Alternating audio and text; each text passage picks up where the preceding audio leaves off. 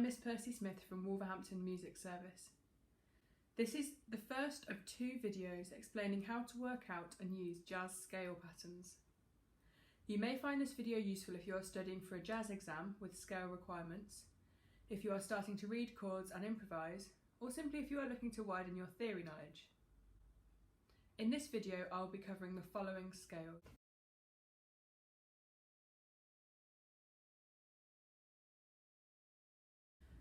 For each pattern in this video, I'm going to start on note C. I'll explain how to work out the patterns and which chords they can be played over. At the end of the video, I will talk through how to transpose the patterns into other keys so that you can apply the information to any other starting note. For this reason, you may want to pause this video now to get a pencil and some manuscript paper so that you can work along with me. I'm starting with a major scale, which will be familiar to most people. There are no sharps or flats in the key of C major, which makes it a good starting point. Like most scales, this pattern is constructed by using one of each pitch letter.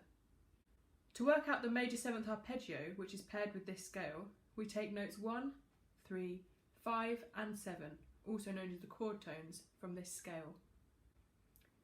If you are looking into improvising, this scale and arpeggio pairing would fit over a C major or C major 7 chord.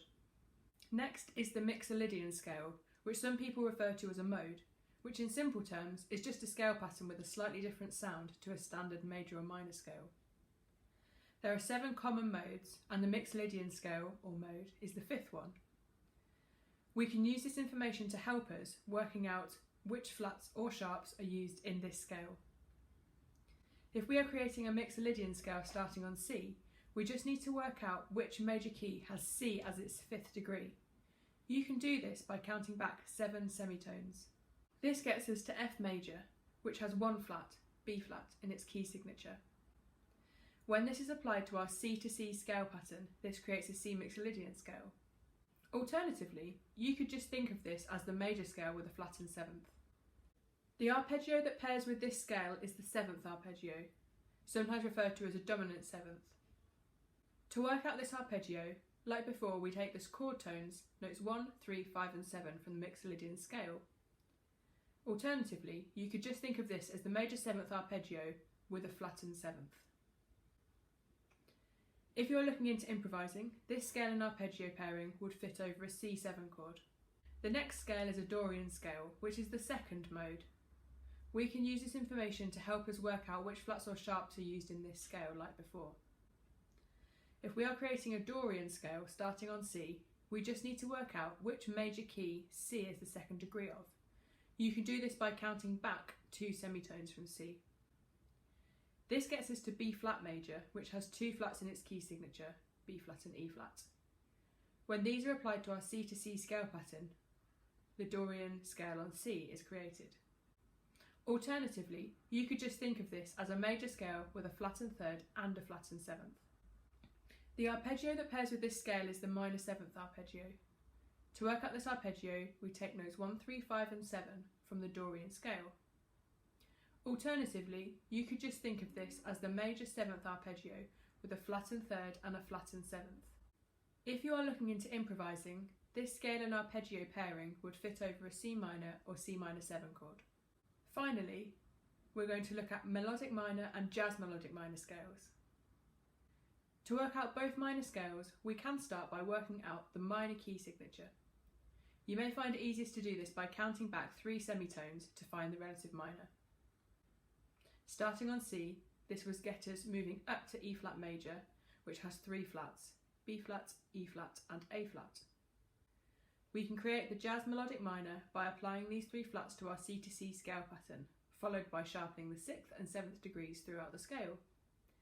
In this example, that means that the A flat and B flat have risen in pitch to become naturals.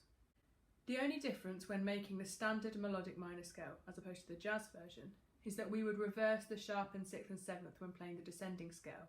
In other words, we just play the key signature when we're playing the descending version. Alternatively, you could think of the jazz melodic minor as the major scale with a flattened 3rd. Then, to create the standard melodic minor, you would also apply a flattened 6th and flattened 7th when descending. The arpeggio that pairs with this is the minor arpeggio with the major 7th. To work out this arpeggio, we take notes 1, 3, 5 and 7 from the jazz melodic minor. Alternatively, you could think of this as the major 7th arpeggio with a flattened third. If you are looking into improvising, this scale and arpeggio pairing would fit over a C minor major 7 chord. I'm now going to work through an example of how to transpose these patterns so that you can start them on any note or in any key. I'm going to work in relation to C major, going up a perfect fifth to a new key of G major. If you are confident in transposing, then you might want to pause the video now and have a go at transposing the patterns by interval independently. Alternatively, you can listen along as I talk about how to transpose these based on the patterns explained earlier. Feel free to pause the video as necessary where you need extra time to think or write out your own workings. You might even want to try playing the scale on your instrument. We start with a G major scale. Don't forget it has a key signature of 1 sharp, an F sharp. Next we create the arpeggio by taking notes 1, 3, 5 and 7 from this major scale.